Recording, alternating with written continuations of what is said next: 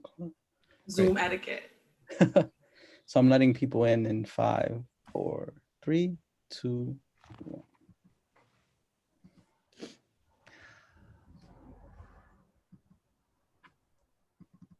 Oh, wow, how wonderful. We've got a nice full room.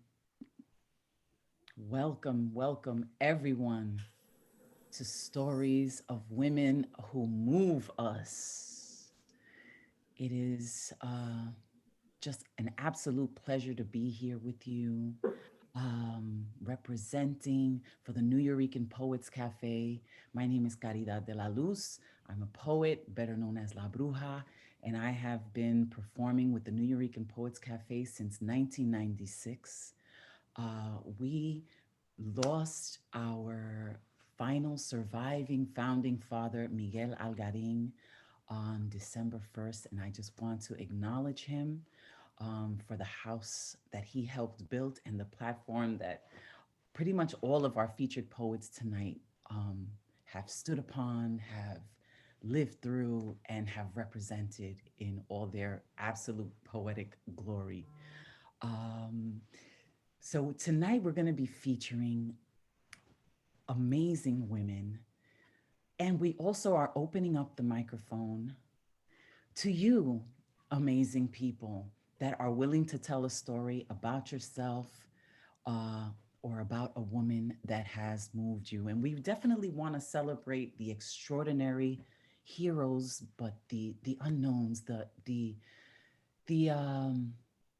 quiet heroes, the everyday heroes that absolutely make this world go round.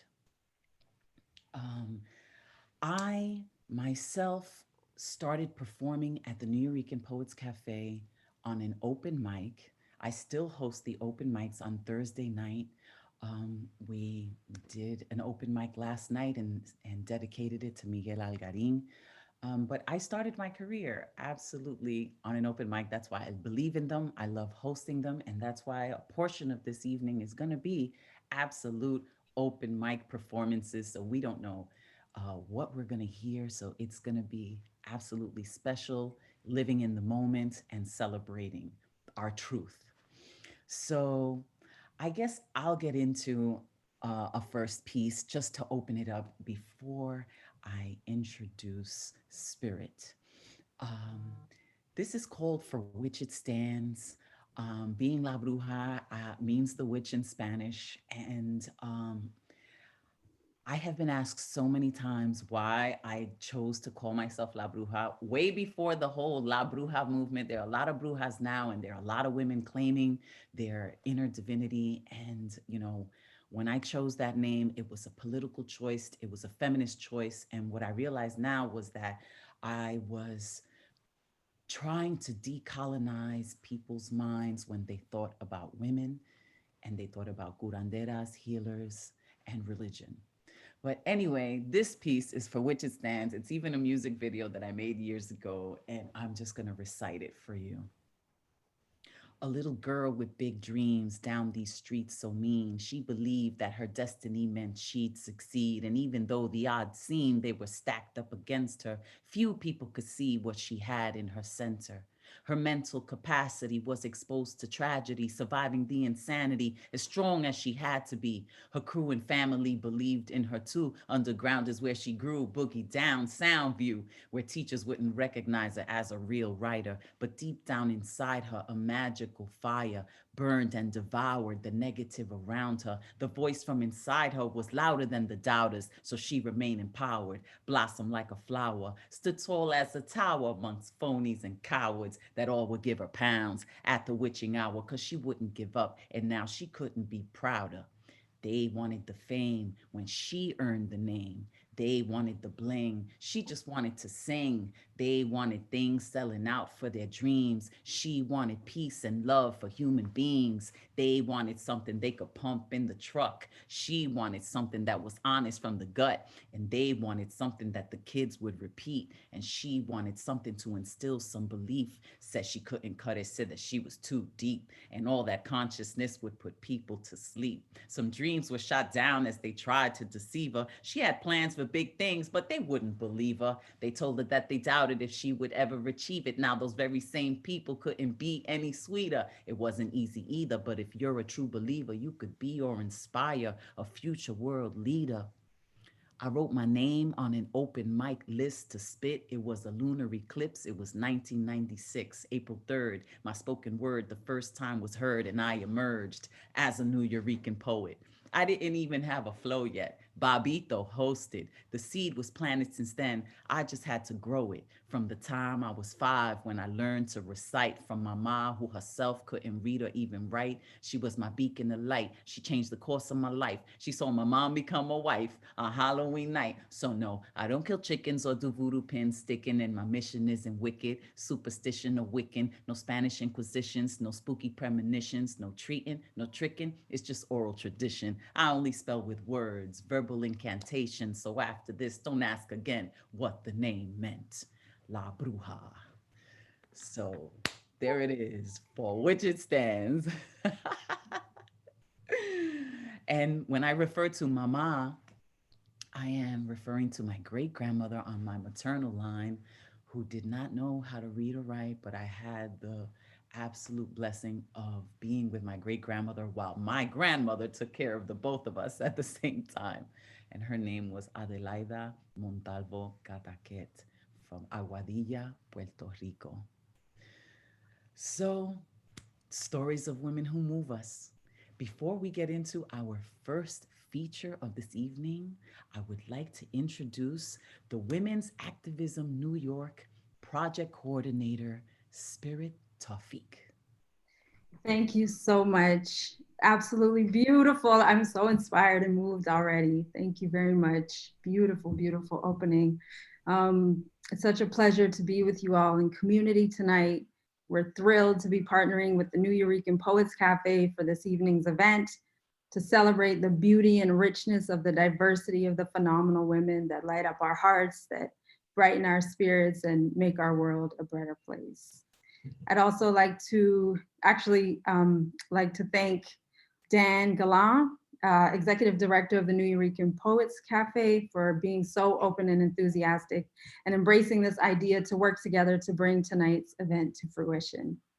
And I'd like to also give a shout out to the Women's Activism NYC team, LaTanya Jones, Raul Flores, Madeline Bank, who have just waved, and many others that are not necessarily here with us tonight, but who have worked hard to bring tonight together. La Bruja, your energy is infectious.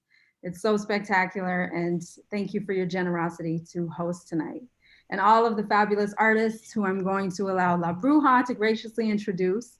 We're really thankful to you and everyone who signed up on the open mic. We're really excited to hear your words. Some background: Women's Activism NYC is a crowdsourced digital archive sponsored and spearheaded by the Department of Records and Information Services, the Municipal Archives. And the purpose is to celebrate the women's suffrage centennial. So it's been an initiative over the past 5 years to celebrate the women's suffrage centennial in various ways. And one of the major components of the project is to create the archive, a digital archive, to collect 20,000 stories of women changemakers, activists, and everyday women by the close of 2020. So the tapestry is a beautiful archive representing stories of women, our mothers, our grandmothers, sisters, aunts, neighbors, nurses, and a plethora of other women whose stories need to be told. The archive is an opportunity to center women whose stories have been marginalized, whose stories are not found in textbooks, yet have moved the earth and who have moved our hearts in countless ways. And we have the sacred role and responsibility of stewarding their stories in the archive, where they will live in perpetuity to inspire the next generation and the next generation. So we're literally writing herstory and expanding the narrative to represent the mosaic of the diverse beauty and richness of the humanity that we represent in the city, nation, and globe. So speaking of archive, I want to cordially invite you to, following this event, to honor a woman in that way and submit her story to the archive. One of my colleagues will type the archive address in the chat. So it's pretty simple, womensactivism.nyc. And throughout the event, we encourage you to chime in with any questions or comments that you have, whether it's about the archive or a question or comment for an artist. We really encourage that interaction, and one of the Women's Activism NYC team members will be glad to assist. We also have a Gift of a Story campaign going on right now, which is really cool. You can write a woman into her story on the archive, and then we present you with a certificate that you can gift her with and let her know that you've honored her legacy in this way. So once again, we encourage you to put your questions and comments in the chat, and we'll respond in real time.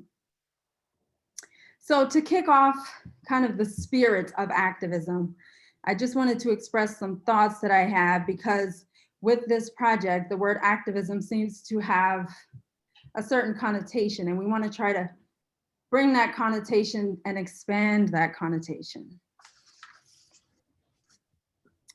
Stories of women who move us. Activism, a word that brings about a certain connotation. We're expanding the notion of activism, a branded image seared in our minds when the word is spoken. Activism, women's activism has a new spark, a new life. Activism, women's activism is making a difference in someone's life. It's about change, it's about gratitude, it's about courage. It's helping our elders with their groceries or nurturing a child struggling in math. It's radiating warmth and compassion when another is hurting. It's navigating a sea of sharp, rocky waters with gusting winds. It's facing a society that often teases and taunts us that we don't fit the mold, that we're too young or too old, that we're not worthy, that we're not worth it, that sometimes we're just worth less. It's tucked into moments of despair and showers others on our brightest days. It's braiding our little sister's hair, weaving in the legacy of our mothers and our mother's mother, and looking to the future to care for the earth for the next generation. As women, we're intricately woven into this life tapestry, bound together by our past, by our scars, our triumphs and victories. It's the streak of resistance in our smile, the glimmer of our cheekbones when our heads are held high, our vivacious hearts, the wind at our feet, and the power of our words. The vivid colors, textures, designs of activism are displayed on the surface of our protest signs marching in the streets, to the equation-bathed chalkboards in our classrooms, to the food pantry, to the youth ministry, to our very own living rooms. Activism is being present. It's showing up. It's holding space. It's speaking up and speaking out. It's caring for loved ones. It's being honest, being vulnerable. It's waking up to face another day. Activism is compassion, resistance, power, force, energy, light. Our laughter, tears, contribution, impact, our stories. It's you, it's me. Women's activism is life. Thank you so much. I'm gonna hand it back to you, La Bruja. Yes, Spirit, that was so beautiful. Thank you. Feel your emotion and your passion about what it is that you are doing, and I'm so grateful for you. And that's just great. That was just so great. And that's the feeling, that's the mission, that's the movement. That's why we're here holding space for the unsung sheroes of our lives. It makes me misty. I can't help it. We live in a patriarchal society, and I hope to make it a matriarchal society. And our first poetic feature is not only a woman that has done this, has been doing the work as an activist, she's also my friend since the very beginning, and a comrade in the liberation of Puerto Rican political prisoners, as well as a professor, as well as a tremendous poet. Ladies and gentlemen, from the Boogie Down Bronx, by way of Puerto Rico, I present to you Mariposa. Thank you so much, Caridad. Thank you for that beautiful introduction and all the love. I feel it. And this is a special space that you have created that we need so much. So thank you so much to you, to the Miriam, and also to the curators of this project, which I just learned about, which I look forward to sharing with my students. With Activism NYC. Your microphone is there may be a switch or something. It's going does everybody else hear it like that? Yeah, Mariposa, there seems to be like a little. Leave and come back. I'm sorry. That's the only way to fix it. Okay. That happens too because the frequency is so strong. Her energy is so strong that it is affecting the electronics. That's what I'm talking about. It is no joke. I this has happened to me too. That's why I totally understand. I don't even question it. You got to turn it off, turn it on. You got to walk out of the room. I have been on set with cameras and the camera would not press record for nothing. I had to leave. They had to press record. I had to walk into the scene in order to record it because, electronics pick up our energy. We are frequency. We are vibration. We are those things. We are magic. And so it's just how it is. Oh my goodness. So I hope that, so I think she left the room and she's going to log back in. So if you guys have any questions, I want you to definitely write those inside of the chat. I have so far listed in my open mic list, Elise, Rosalind, and Leona. If you're interested in being put onto the open mic list, you only have 5 minutes to perform whatever it is you're going to perform. It has to be a personal story or about a woman. So just keep that in mind and chat with me in the chat. Let me know. And let's see. Mariposa, testing 1, 2. I like my mic. Yeah, I like my mic. Sounds nice, Mike. Okay, take it away, Mariposa. So I was saying thank you to the New Yorican and to you, Gotti, for having this space and creating this space, and to all the curators of this project, Activism NYC, and paying tribute to women. I am paying tribute to Naomi Longmajet, who we just lost, and she was a poet who lived to the beautiful age of 97. She was born in 1923, and she was actually mentored by Langston Hughes. And she is known to the poets of Detroit as their godmother, the godmother of the poets, and poet laureate of the city of Detroit. And she just passed away in November. And I just shared in the chat, the New York Times just published an obituary to her today. She meant so much and did so much for the poets, for a lot of poets. And so I wrote a dedication, and then I'm going to recite a poem by Naomi Longmajet. And this is my dedication to her. I never got to meet her, but I fell in love with the poem that Midway, which I'll recite in a moment. Her poetry just moved me so much. I feel like I did know her. She wrote a lot about civil rights, justice, and spirituality. And this is my dedication to her. For Naomi Longmajet, to the poet and teacher who grew from a young poet Langston took under his wing, the teacher who published her students' poems, typing them on a typewriter and never stopped, who started her own press and pressed on, opening a space for their voices and for their own blooming. Longevity inspires the imagination and dreaming, to hope, to pass on, to endure. And this is Midway by Naomi Longmajet. I've come this far to freedom, and I won't turn back. I'm climbing to the highway from my old dirt track. I'm coming and I'm going and I'm stretching and I'm growing, and I'll reap what I've been sowing, or my skin's not black. I've prayed and slaved and waited, and I've sung my song. You've bled me and you've starved me, but I've still grown strong. You've lashed me and you've treed me, and you've everything but freed me. But in time, you'll know you need me, and it won't be long. I've seen the daylight breaking high above the bow. I've found my destination and I've made my vow. So whether you abhor me or deride me or ignore me, mighty mountains loom before me, and I won't stop now. Midway by Naomi Longmajet.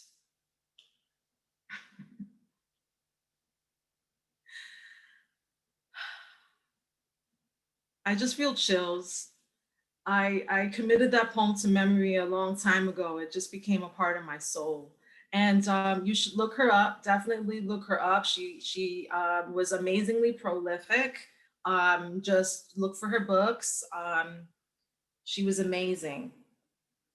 If we should all live to be that long and to continue to be 97 and still sharing and reading poetry and inspiring people, she was amazing. I as a teacher, I want to be like that when I grow up. I want to be like Naomi Longmajet. I also want to just give a shout out to the memory and legacy of Miriam Jimenez Roman, who there's a poem in my heart for you, Miriam.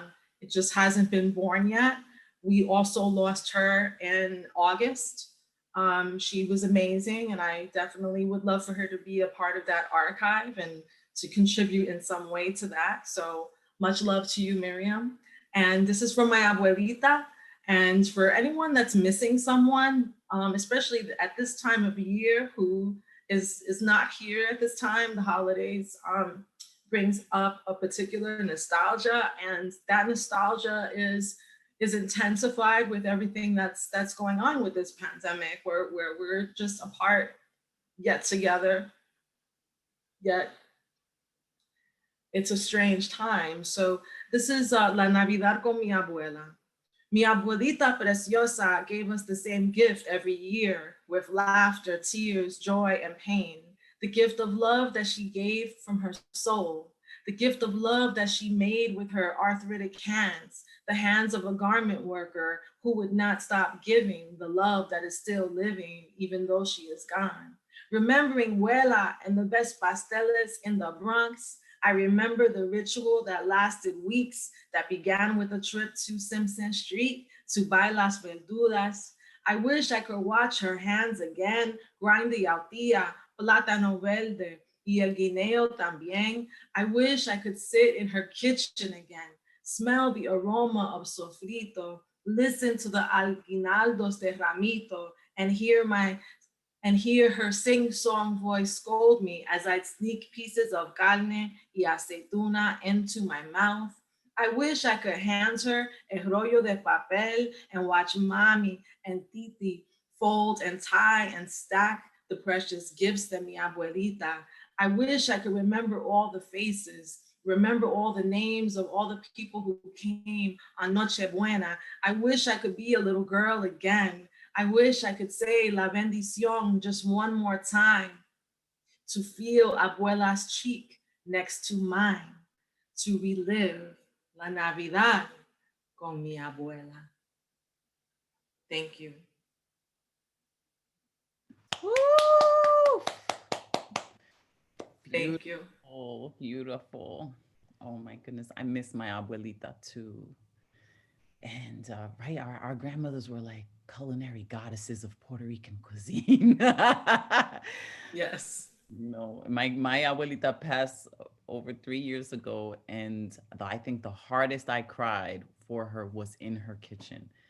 That's when it really hit me, that kitchen where it all took place, all the meals, all the love, all of that. So thank you, Mari. I love you. Thank you for I sharing. love you too. And may Naomi Long, what was the last name? Majet. Naomi Longmajet. May she live forever. And now in this archive, she does. So that's what this archive is all about, so that the future generations can look back at this time, what was happening during 2020, this historic year, and so many beginnings and so many endings. And some people think it's a horror show, it's a horror movie, but we are making it something beautiful still, despite all of the pain, the loss, and the sadness that we're dealing with and the unknowns. Um, so I would like to introduce, if possible, open up the mic. If Rosalind is ready to perform, let me know in the chat. If you have a poem that you would like to recite, please let me know in the chat. We do want to hear from you. Rosalind, let me know that you're here and that you're ready to read a first poem. I have Elise on the open mic list, and I also have Ray Jane on the open mic list. Let me see if Rosalind stayed on. Hi. So let me just say, before Rosalind recites her poetry, I met Rosalind in Hunts Point at the Boogie Down Grind Cafe doing open mics. And now that was before the pandemic. Then the pandemic began and we started doing the open mics on the New Eureka Poets Cafe. And Rosalind, I have seen Rosalind just grow and grow into this tremendous poetess that has written poetry that I wish I had written. That's how great it is. Thank you. Ladies and gentlemen, Rosalind Diaz. Thank you so much, Bruja. So I'm gonna jump right in. This one is called Vanity and Rheumatology. It'll make sense, hopefully, once I read the poem. Tenacity fueled that woman, determined to go above and beyond in all that she does, turns everything she touches into gold, that woman, caretaker since the age of 9, parenting parents and still maintaining her shine, that woman, overachieving in college, permanent placed on the dean's list, accolades galore. Nothing more she could ask for. She's a don't leave the stage, your name is coming up again kind of woman. A don't leave the house unless you're looking great kind of woman. Spent most of her childhood in hospitals, misdiagnosed many times, that woman. Stress always her best friend. Many couldn't comprehend how she soared like a phoenix each time, a little stronger. Took on more than she could bear to keep people smiling just a little longer. Vanity kept her in denial for more than just a little while. She wasn't a quitter, that wasn't her style. The weight of the world finally manifested into an autoimmune disease. The news wasn't digested with ease, the irony. While she was busy fighting for the world, her body was fighting itself. How could she be her own enemy? Joints swollen, her body in constant aches, but she pushed through because her reputation was at stake. Rheumatologists told her to slow down before it's too late. And she responded that she doesn't have time because she had things to do and dreams to fulfill. And her well-being would never depend on a pill, and her aches and pains just didn't fit into the busy schedule. Oh, that woman, such a rebel. Little did she know she was one flare-up away from a reality check, having to face the fact that her body and her soul needed some rest. That woman, she begrudgingly accepted that she had to do less, that in spite of her achy muscles, her beauty was timeless. She learned to dispose of her deadly deadlines and overwhelming to-do lists, to indulge in spa days, exercise, and loving herself, to take care of her health, that her well-being was the real wealth. Couldn't fight for justice if she couldn't balance the scales, couldn't pour from an empty cup. She had to woman up. Setting boundaries and putting herself first doesn't mean she failed. In spite of her struggles, she managed to prevail, that woman. So when she's a little crazy, a little vain, perhaps a little hard to tame, know that she has a laundry list of shit she overcame. I know her story all too well because I am that woman. End poem. Woo! Yes, Rosalind Diaz. That was empowering. I got chills and everything. Thank you. What a woman you are. Thanks so much, Bruja. I appreciate the invite. I appreciate the platform. Always. And you know, when I have it, and I will bring you back again. That's what I love to do. I want you to shine and everyone to hear that. And now it is archived for all time. So before we go to our second featured poet, we're going to show you some slides of stories of women in the archive of everyday extraordinary women and some quotes of the unsung sheroes and some famous sheroes too. Let's take a look.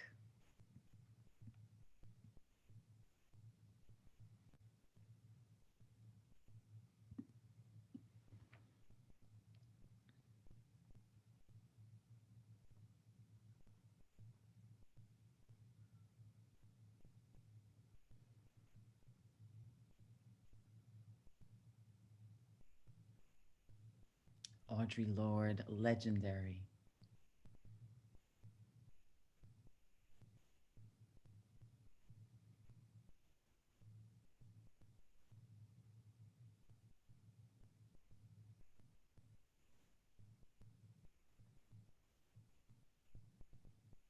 And there's Lola Marie singing the praises of her mom, Stephanie Belizaire.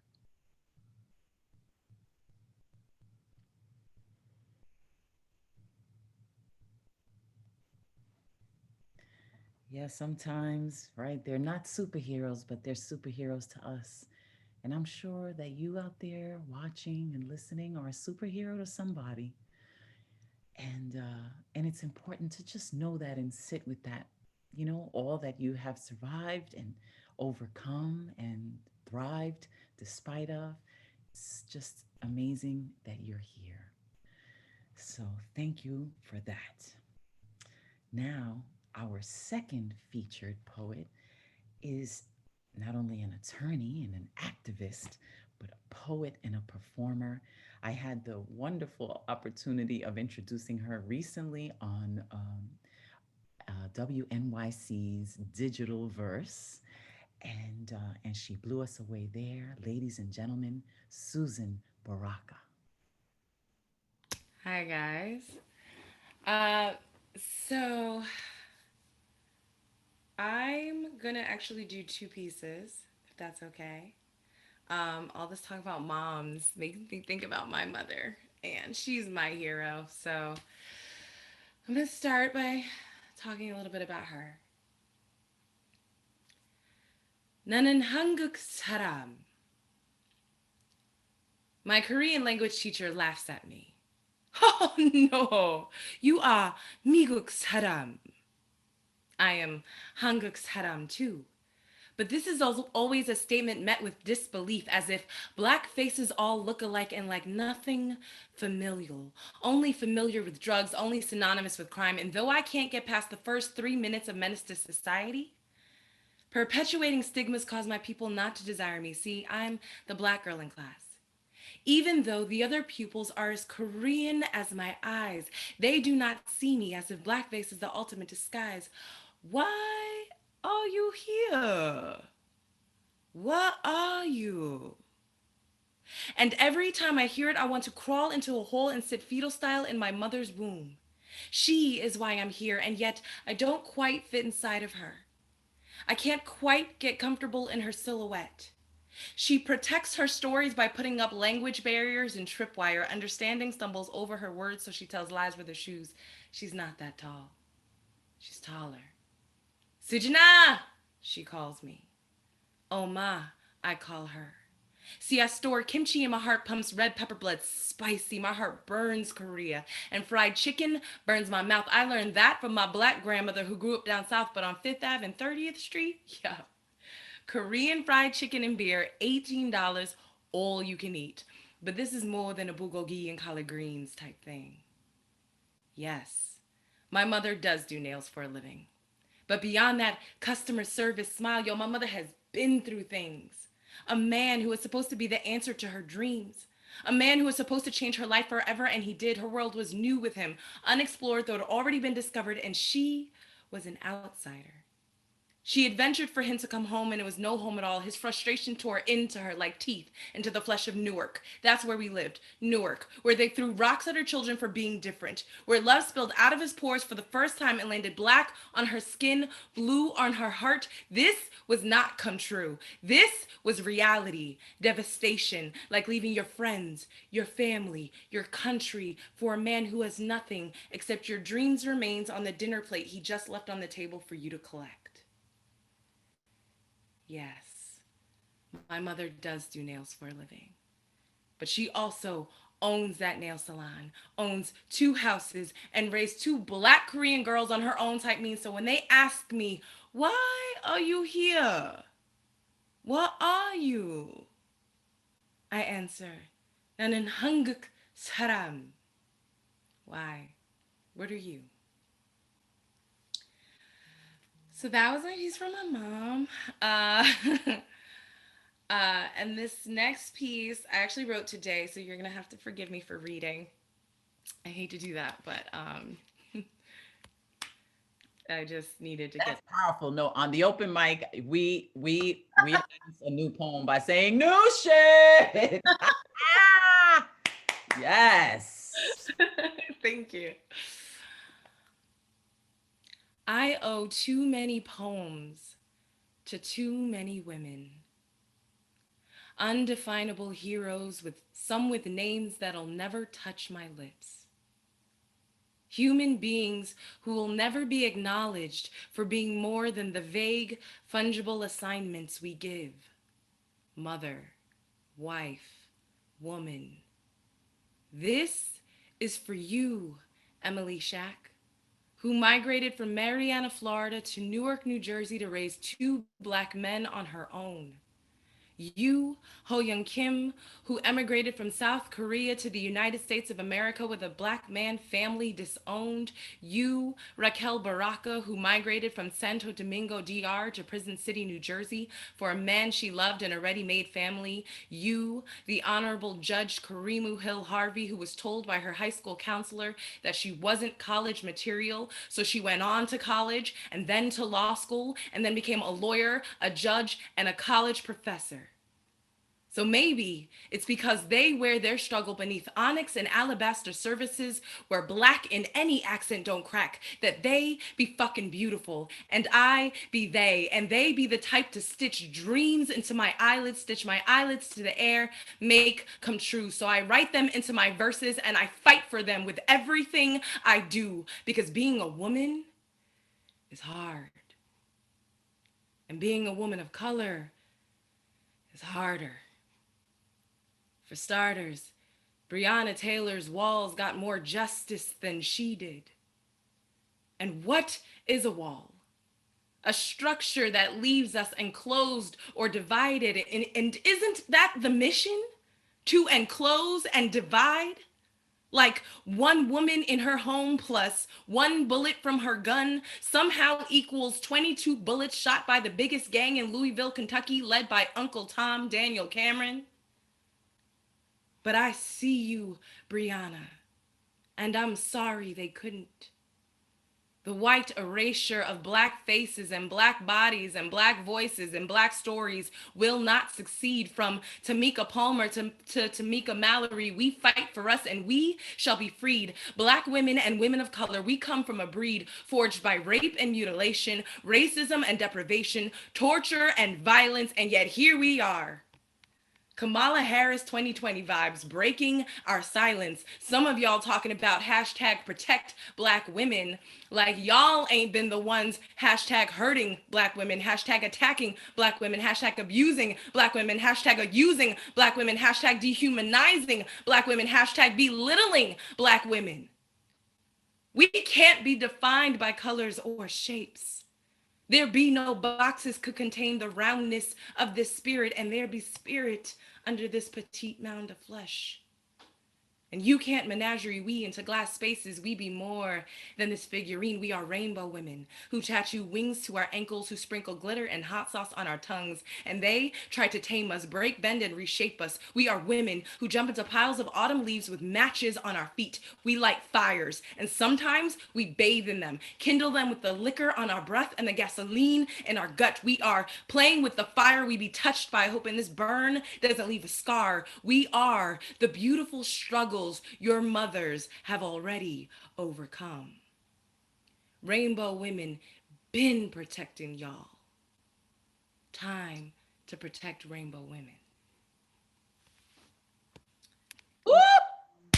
Woo, woo, woo. Man, I have chills all over. And you wrote that today. That is amazing. Suzen Baraka, thank you so much for that. Oh my goodness, both of those poems were absolutely awe-inspiring and just, oh my goodness, what a gift you are. And thank you so much for sharing those words. That sounded like a poem, an old poem, deep, deep, deep, that you were able to purge. I like to say the oldest poem still unknown is the one that is written within your bones. So you better make sure, all of you in the closet, poets or otherwise, write it down, get it outside of yourself. And now you have a place to recite them and archive them if you so desire by visiting womensactivism.nyc/share. And it will be for all time. I'm so inspired by all of you. Okay, so now we're going to open the mic up again.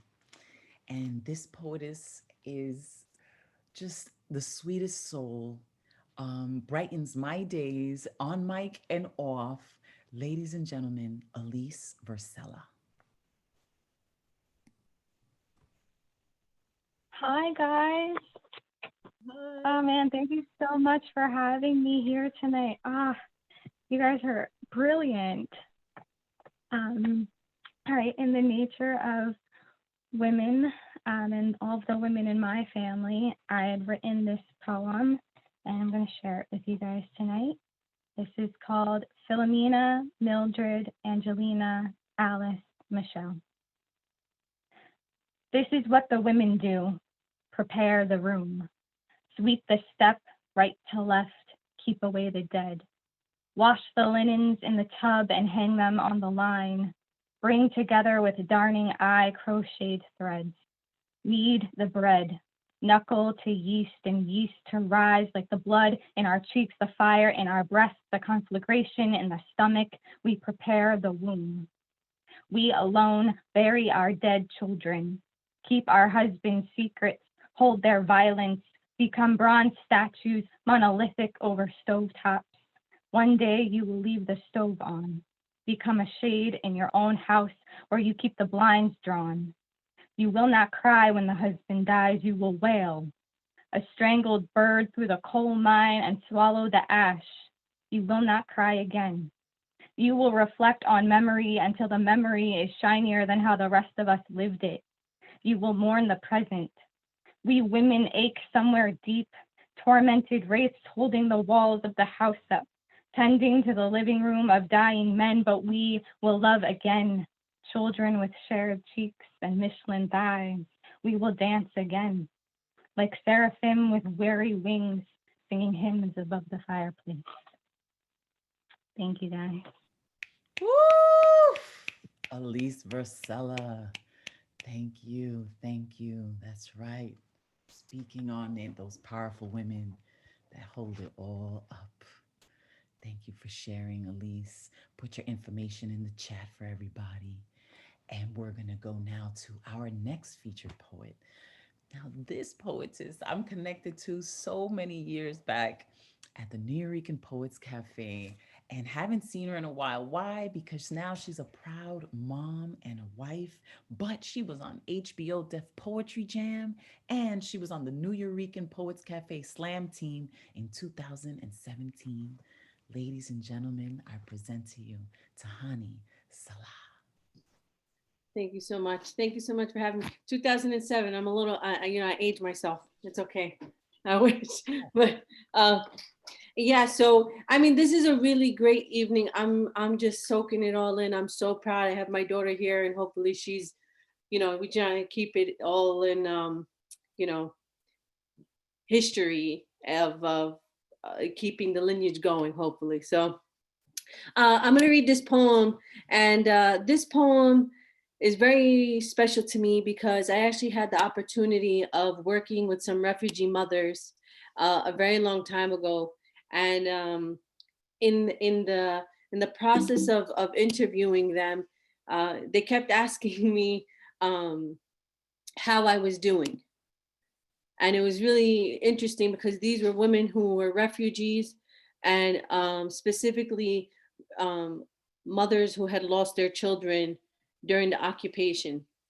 And this is women from Iraq, Palestine, and I forget where else, but they were specific to the Middle East. So I wrote this poem in reflection to them. Keep, the conversation kept, coming back to me, and it just stood so poignant that a mother will always be a mother no matter what.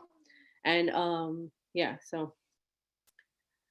Her almost face, left in the unsettled dust of someone else's revolution, we ask if she has a message to carry back to a place of fallen stars, a place no history could cover the rippings of.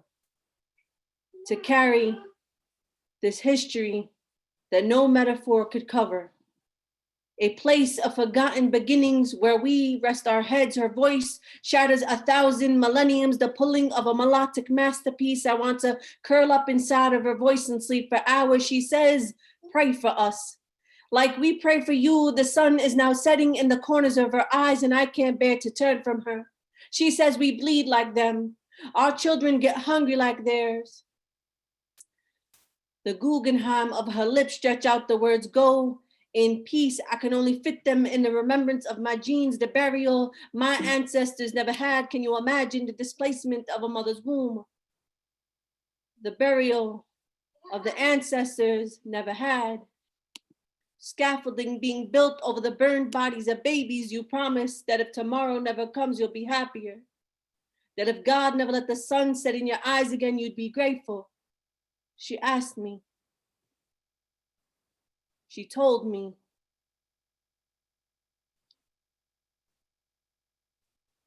My fear does not belong here.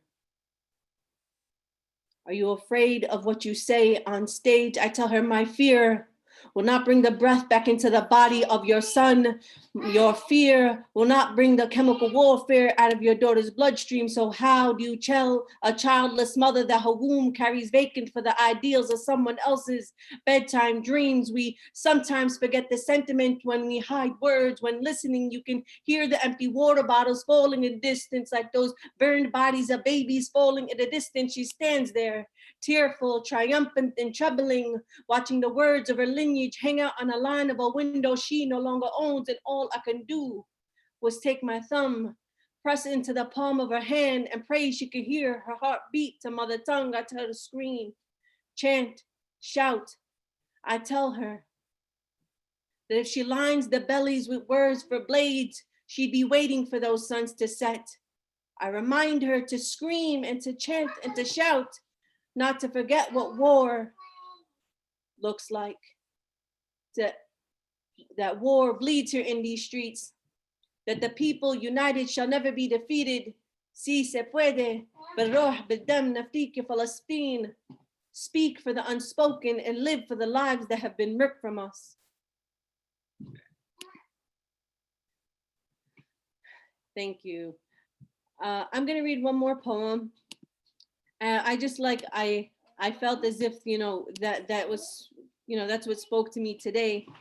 And this last poem, it just, it really just sets the tone for how I feel when someone asks me to come to an event like this today. Just want to open it up.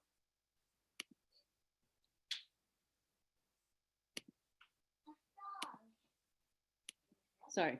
So I've been reading this poem quite a lot, and it's about my mom.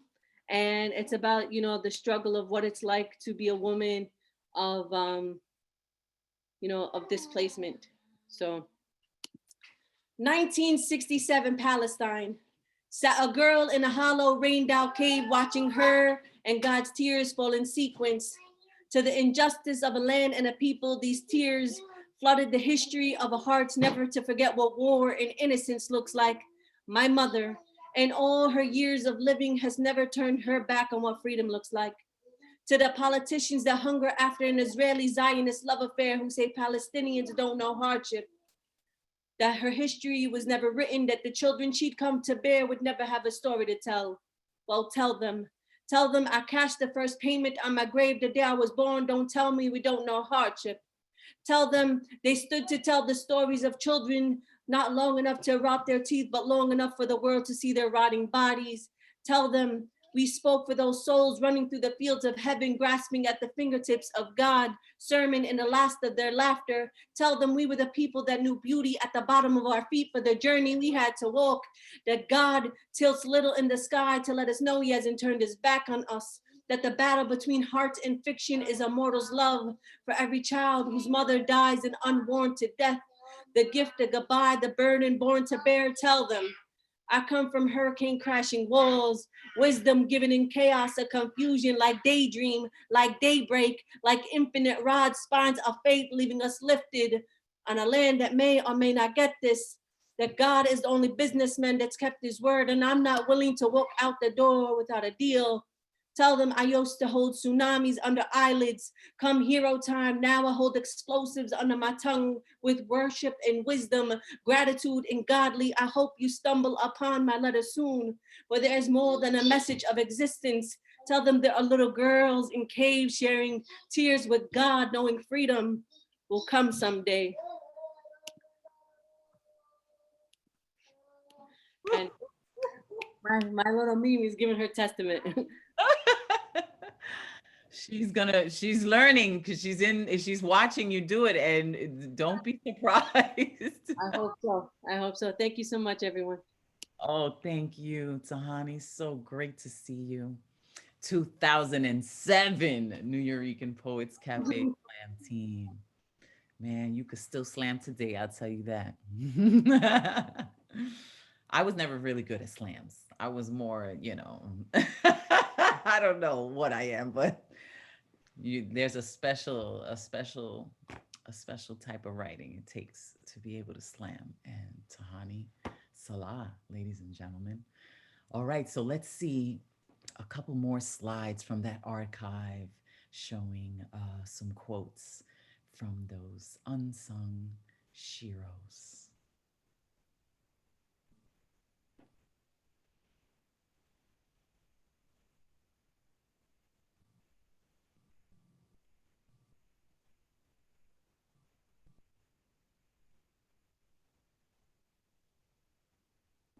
Ketriana, Charles Yates speaks about Ketriana, the caring spirit that says, I salute and encourage the best in you. That is beautiful.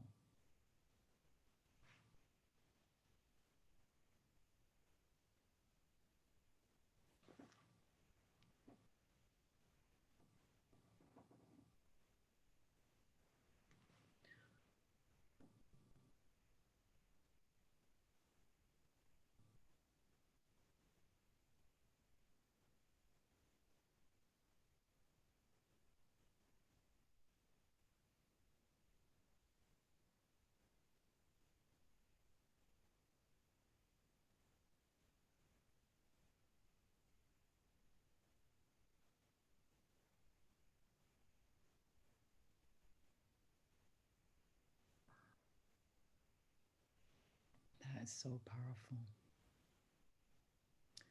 Yeah, those women that find the strength to get up every single day. Us women that find the strength. But some of us are, I am grateful to be born in this time. I think about my great-grandmother, 11 children, my grandmother, 6 children. I have 2 children and I'm good. So Now, let's hear from our final feature, our featured poet. She and I go way back too, from being roadies on a poetry show named Her Story, to doing 3 one-woman shows of her own. She's a social worker as well, but an amazing poet, amazing performer. Her one-woman shows, Call Me Crazy, Diary of a Mad Social Worker, and her more recent one, Shenanigans. Ladies and gentlemen, Helena D Lewis. Good day, good people. Let me just make sure I got my phone on silent. All right. I'm gonna do 2 poems. How you doing? I'm gonna the first one is gonna be about my mother, of course. Those of you who know her or know me, you know I lost her a couple of years ago. What about, oh my goodness, 2010. And you know, when you lose a parent and then your position in your family changes, it's a transition. It's a club that so many of us belong to, but none of us really want to be in this club. Okay. My mama. My mama was 27 years old, raising 4 children, working in the fields, picking beans and tomatoes for $4 a day. My mama was born and raised in the segregated South. She lived diversity and oppression 101. My mama didn't always have shoes. She walked to school barefooted. My mama did without so we could have. My mama could pinch a penny until it cried. My mama gave me my first car and paid the insurance on it so I wouldn't have to catch the bus late at night to get home from work. My mama made money when she was young, picking lint balls off of blankets for white women. My mama told me her father took the trash out and never came back, left her mother alone with 4 children to raise. I don't even know his name, that bum. My mama didn't finish school, but learned how to read and write, kept a diary in 1959, detailing surviving Black, female, and poor in the South. My mama told me my job was to go to school, so I did. Now they call me Dr. Lewis, DSWLCSWLCADC. Put some respect on my name. My mama had a strange complexion, not Black, not white, more Native American than house nigga. My mama took her last breath in my arms, and I was the one who told her mother had died, and my brother, and my other brother. My mama taught us, don't call her at work with no bad news. My mama could not dance, but it never stopped her from doing the electric slide. My mama was one of those old school moms. You better be home before the street lights come on, moms. Who you think you talking to, moms? You better sit up in church, moms. My mama was 5'10", wore a size 10 shoe, but she walked like she was 10 feet tall. My mama taught me right from wrong, was abused by my father until my siblings jumped him, beat him with brooms and mops, and he never touched her again. My mama moved from Homestead to Newark in the 60s. She didn't want to go, left her 2 sisters and her mother behind because her husband could not find work. She must have been so scared. My mama was always there for me. My father left my mother. She got on welfare, went back to school, earned her GED, and went to nursing school to become an LPN. My mama lived long enough to bury 3 of her children. She told me the worst thing a parent could ever do was outlive her child. My mama was funny, feisty, resourceful, had an ointment or a cream for whatever was ailing you. My mama made the best potato salad. Y'all don't understand. My mama could burn. My mama took care of my brother when he was diagnosed with AIDS. My mama would tease me, say things like, I don't know why you so short. And I would reply, how you gonna get mad at me for your DNA? My mama kicked my brother out of the house when he was on drugs.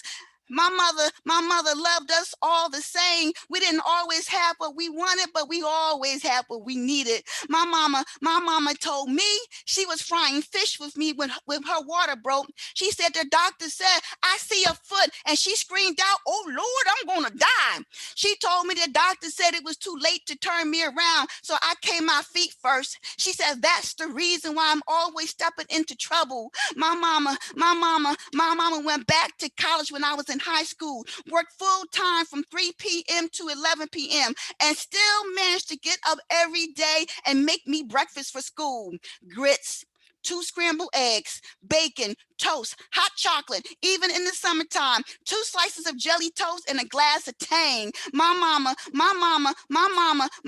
will look at us and we will all stop whatever we was doing in fear. My mama was that gangster. My mama added an A to her name, named me Helena. I'm the baby of 6. And when I grow up, I want to be just like my mama. Thank you, thank you, thank you, thank you. This next poem, well, for those of you who know me, I work with women that are incarcerated, right? I can tell you stories, but I won't go into detail. Okay. So this poem that I'm going to do is called Engine Off. There was a time when I was like, why does the police just keep pulling me over? Okay. And I am very inspired by the ladies that I work with. I don't even know how they have survived this long. When you come out the womb and you're living in such horrible conditions that automatically put you on the pathways to incarceration. I'm inspired every day by them. And this poem is dedicated to them and all the women that we have lost due to police brutality. In my rearview mirror, I see flashing lights again. I've been stopped 3 times in 4 days, and this time I am positive no lights have been ran and no speed limit has been broken. I want to say they're just doing their jobs, but at the same time, my inner diva has her hand on her hips, rolling her eyes, saying, damn, can a sister get a break? Ain't nobody got time for this. That's what I get for not taking the long way. That's what I get for driving through the wrong part of town. That's what I get for inhaling and exhaling while Black. I am not worried about my vehicle being searched or towed or anything like that. I'm focusing on surviving the encounter. And my work ID has a get out of jail pass attached, but it won't stop racial profiling, the bullets of a nervous cop, or my grave from being dug. Engine off, hands in plain view, I know the drill. Do not raise your voice. Do not make any sudden movements. Do not get out of the car. Do not. I teach it to the women inmates that I work with.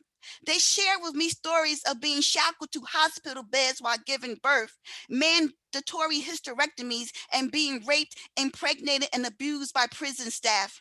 One of them fought back, decided not to swallow, and spit the evidence of her victimization into a cup as proof of her living nightmare.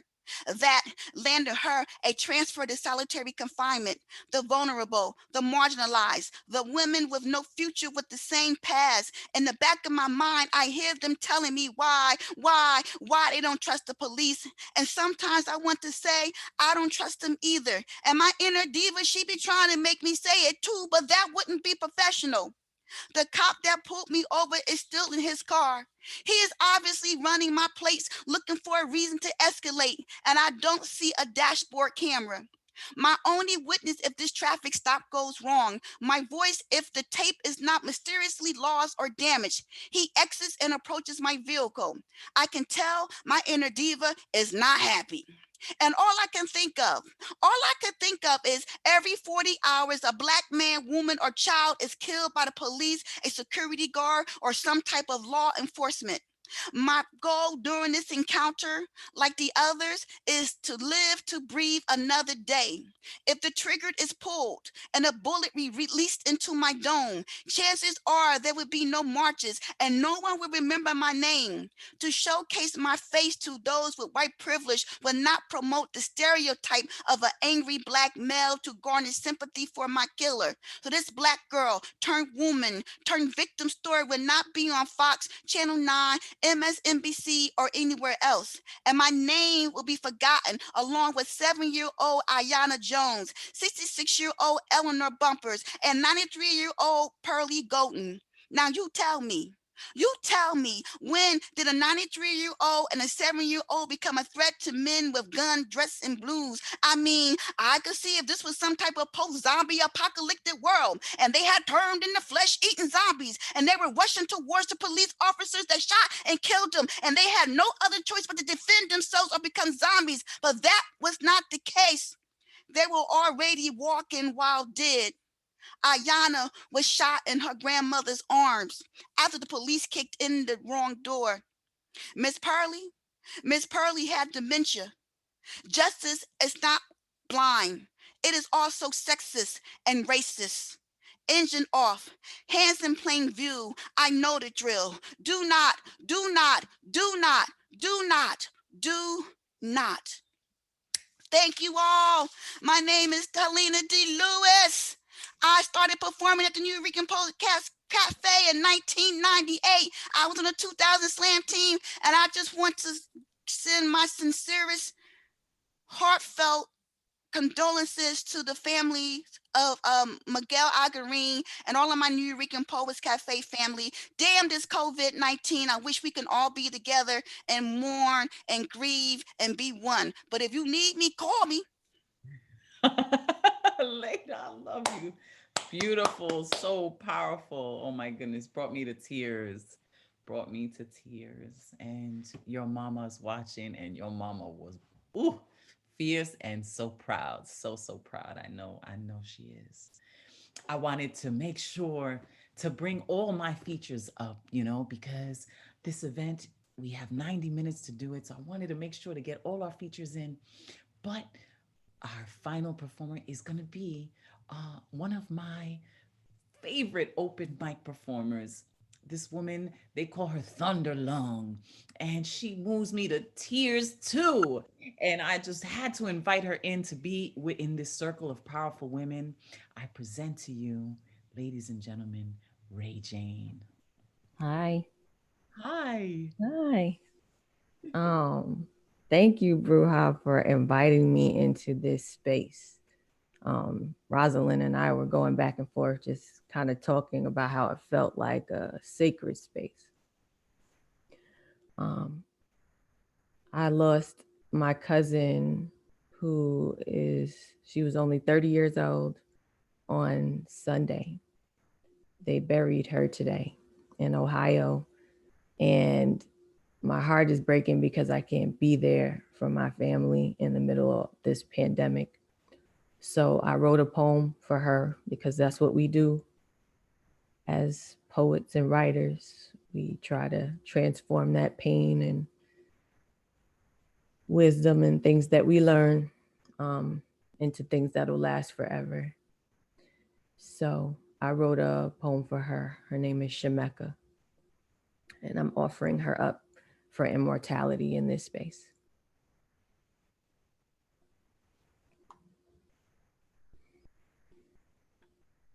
Aunt Tiny called you dearest, a little younger than us big cousins, but older than the smaller ones. You were right in the middle, right where you belong, close to all of us. You would follow me around when we were small people. Even way back then, you were delightful and charming, wanting to sing like your big cousin, but I could never hold a candle to you. Mecca, my love, you were always special, bursting with talent and tenacity. No diagnosis or rule could hold you.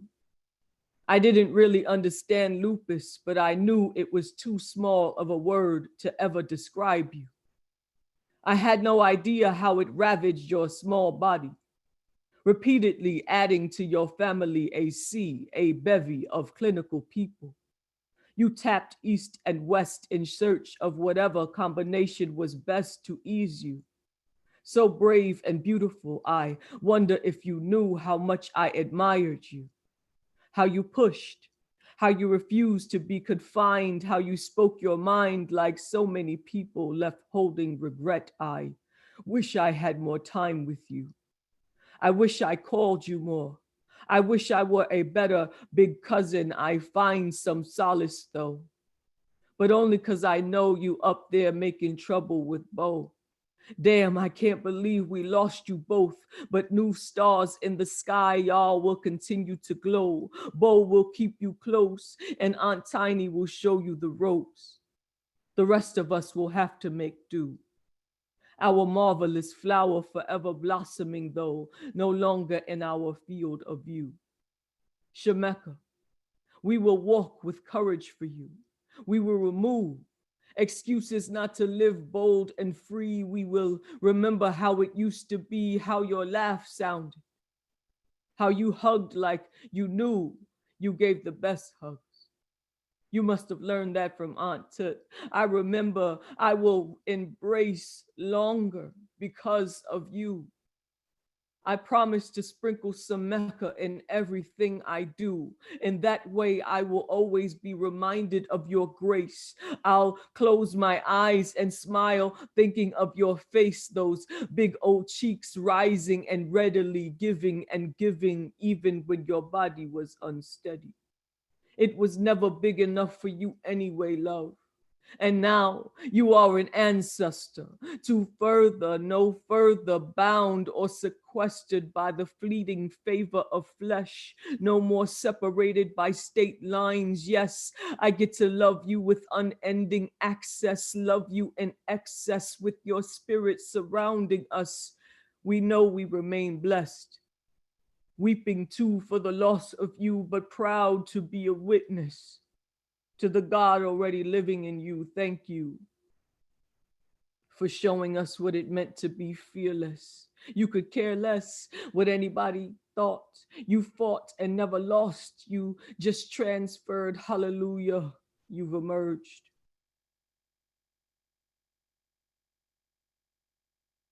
Wait, it muted. It muted. Wait. Yep. Go back like, oh, it muted again. Go back like 2 lines. I don't know why. Why is it doing that? Try again. Unmute. Ray Jane. Yeah, Ray Jane. There you go. Y'all can hear me? Now, yeah, now we heard you. I stopped it just when it muted for some reason. So maybe go back like 2 lines. I'm sorry for that. What's the last thing you heard? Ay, Dios mío. That's tough to. All right. I'm just gonna start from hallelujah. Okay. Hallelujah. You've emerged. Encouraged by you, but still I still cry for you till I'm tearless. I thank you for being more than any of us deserve, for showing us how to have attitude. We give you our gratitude. We owe you nothing less. Above all else, we thank you for letting yourself be forever our dearest. Thank you. Yes, Ray Jane. My condolences. And now Shemeka lives forever through you and these words and this poem in this amazing archive. Thank you for sharing and thank you for joining us. Absolutely. Thank you for letting me share your space. Of course, put your information in the chat as well so that we can all stay connected. It is so tough during this pandemic to not actually be together and to mourn our people, you know, but at least we have this moment in time together. And for as heartbreaking as it is, it's also heartwarming to hear all of you and to just have this opportunity to immortalize them forever in these archives. So again, I want to say, go to www.womensactivism.org www.nyc/share to capture and preserve your words about beautiful, powerful women, our heroes in our lives. I don't know how many of you speak Spanish. Maybe by a show of hands, let me know. Does anybody speak Spanish in this room? Because I have a Spanish poem dedicated to my mommy in Spanish, because my mother always wanted to be a dancer and they were too poor to ever afford dance. So my mother put me in dance at the age of 4. She put me in everything that she wanted to do and be in. And now she teaches salsa on Zoom at the age of 74. If she hears me say her age, she would kick me. But but my mother, this poem is dedicated to mi madre, my mother. Mi madre desde pequeña tenía la cara de una reina, con su corona de pelo oro y sabiduría en sus ojos, con capacidad de mente fuerte e inteligencia transparente, chiquita, finita, con ropas que no le cabían y una boquita color rosita que guardaba todo lo que sabía. Esperaba ser una bailarina. Sus sueños de rosas tenía espinas. Los bailes antiguos la tocaron con tanto brillo, bailando con su tío. Ella era una estrella con sus movimientos de campesina en su tarima de marquesina. Y fuertecita se quedó cuando a América llegó con su hermanito y madre encinta porque su padre se murió. En Puerto Rico lo dejó y fuertecita se quedó y nadie la cargó. No lloró, no cargó, no cayó, derechita se marchó hasta la cara de Nueva York. Mi madre, bella flor, mi madre, puro amor. La vi crecer como madre y mujer y no lo creo cuando veo su sagrado poder. Ay, buena madre, tanto distes y tanto das. Tú eres mi mundo entero, mi estrella y tanto más. Te adoro. Thank you, my mother, Nilsa de la Luz. So if anyone has any questions that they want to put in the chat that they would like addressed, if anybody would just like to say a little something before we close out, we have a good 10 minutes to do so. This has been an amazing event. I am just moved with emotion and so grateful to have been able to share this space with our amazing features and our amazing open micers for these organizations that are doing so much. Let's see, any questions there? I see Carolyn was writing about her mommy, Madre de Agua, Goddess Yemaya. Yes, blessings, blessings, blessings. I know Leona is a poet in the 80s at the New Eurekan Poets Cafe, was in the slam team. Leona, would you like to just say a word, if not a poem? You were on the open mic list, so I would like to, hold space for you. If you want to say anything. No? Yeah, oh, let's unmute. Okay. Oh, hi, everyone. I didn't realize I signed up for the list. I thought it just meant that I wanted to be at the open mic but I'm kind of a Luddite, so you'll have to excuse me, but yeah, I'll just say this. I am so inspired by the power of every single woman I have been blessed to hear tonight. I am gonna pick up this pen and start again to write. That is so powerful. Thank you. Hey, you guys are really, whoa, man. I don't know I don't know. Did the vocabulary get bigger or something? Or where have I been? I don't know. I'll be back though. It's just our ovaries got bigger. That's what it is. Our ovaries done got big in this patriarchal society. We're not having it. We're not taking it anymore. It's so amazing. So amazing. And our men, the way we need our, white people to hold space for people of color, we need our men to hold space for our women. So we can all just be able to find ourselves connected at peace with love, compassion, equality. That's what I hope to see. That's what I love about poetry and these open mics is that with these poems, we create the narrative for the world to live into. And that's the power of our words. So start choosing your words wisely. And Leona, thank you for picking up that pen. And for all of you out there that have a poetic spirit inside of you, don't sleep on your own magic. Please don't sleep on your own magic, because we need all of your voices to be raised, and shining light on the healthy way of being, a sane way of being, because it's been pretty insane. Um, so I would like to invite Spirit back up. Anyone from the organization that would like to say anything in our last minute? Thank you so much. I mean, in the spirit of women who move us, my goodness, I know I speak for the whole entire women's activism team, just moved beyond words. I also want to recognize that our commissioner, Pauline Toole, was in the house tonight to support and be among us in community. So that was wonderful to see her here. Wow. This is exactly, pardon me? Were you moved to tears too? Because Absolutely. I mean, this is like the quintessential embodiment of our vision for women's activism NYC.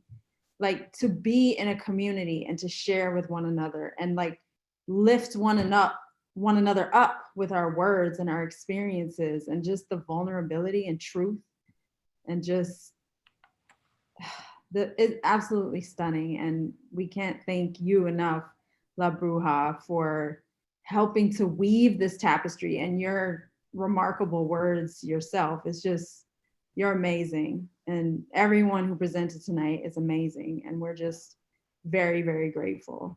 I live for this. I live for it. So with that energy, we would highly encourage you to contribute to the Women's Activism NYC archive.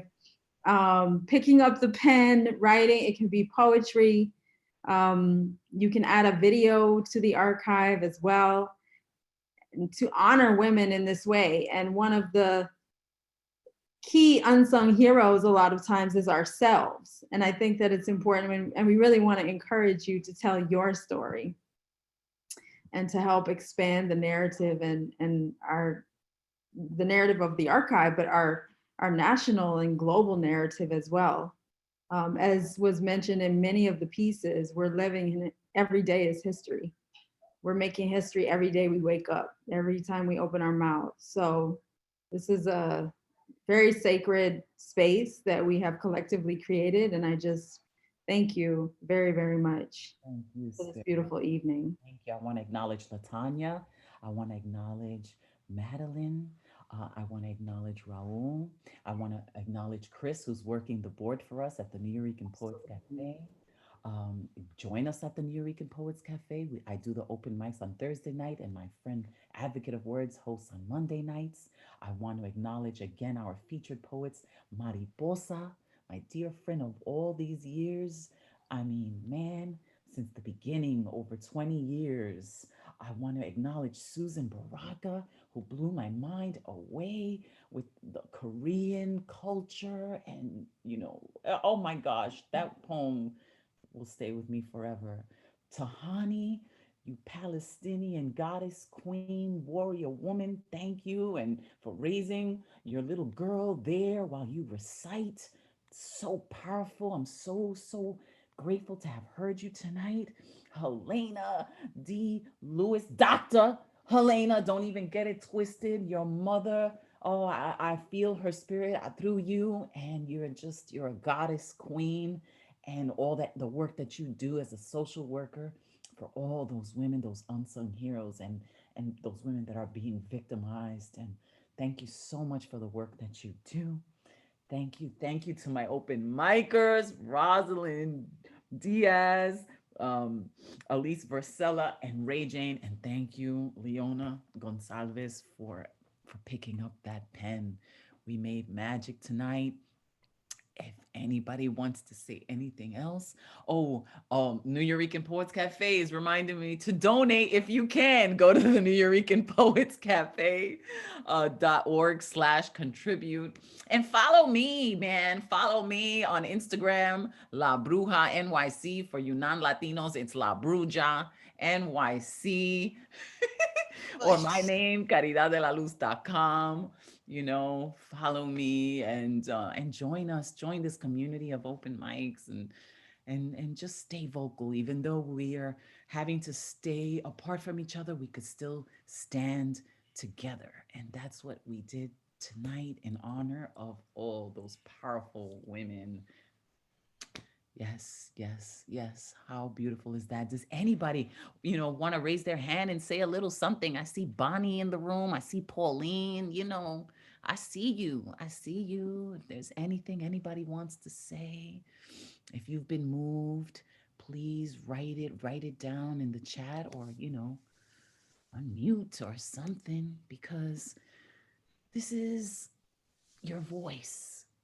This is your strength. Helena, were you going to add something? I see you unmuted. Oh, no, I want to go, yeah. But I would like to comment or something. Like, we really are living in like some crazy times here. And with this COVID-19, and I'm talking to the people in the future. In the future, 100 years from now, when you see this, okay, know this. No one that I know ever thought this would happen, and grief comes in waves. Today you might be feeling okay, tomorrow you might not be feeling okay, but it's okay to have continuing relationships with people that have transitioned on. That's called continuing bonds theory. I talk to my moms often. I'd be like, I can't believe you left me here with these crazy people in this house, and if you're feeling some kind of way, like you can't make it or something, do not hesitate to reach out to somebody. You are not alone. You are not alone. Yes, right. It's speaking to people 100 years from now. Isn't that amazing? Because today, this now is COVID-19. 100 years from now, it might be COVID 2001. We don't know. You know what I'm saying? All I want to know, wear your freaking mask. Like, put the mask on. I gotta be running around, dodging people. I went to the wash house. I call it the laundromat. And people up in there, I'm like, hello, 6 feet, social distancing. You're breathing on my laundry. I don't know where your breath been. Don't get me started. Well, thank you. 100 years from now, you listening? You listening? Yeah, wear a mask 100 years from now. So, Pauline. Thank you, Helena. That was beautiful. I just want to thank you, Caridad, and everybody. And I hope you do this again. Continue to celebrate women. And I want to give a shout out to, I see some of my students are here. So shout out to my students, and hello, this is a platform. So La Bruja has an open mic. You could come and you'll get extra credit. I'll give you extra credit. When is your next open mic? Yeah, they're shouting out. They like, thank you, Professor Mariposa. Ooh, put some respect on that name.